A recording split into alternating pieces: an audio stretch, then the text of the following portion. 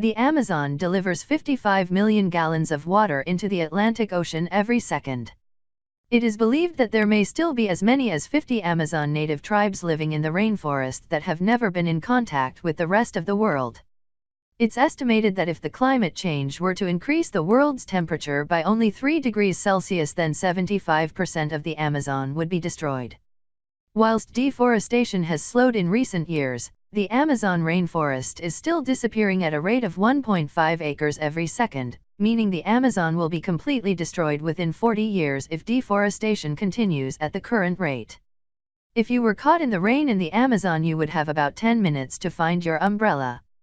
The trees are so tightly packed that it can take 10 minutes for the rain to reach the ground below.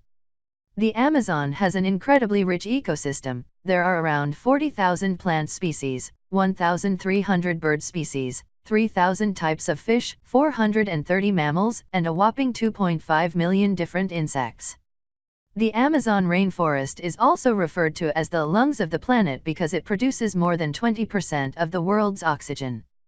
25% of all Western pharmaceuticals come from rainforest-based ingredients, yet less than 1% of the trees and plants in the Amazon have ever been tested by scientists. In 2007, a man named Martin Strul swam the entire length of the Amazon River. To complete his splashing jungle journey, Martin powered through the water for up to 10 hours a day for 66 days. 1 hectare of the rainforest can contain more than 750 types of tree and 1,500 types of plant.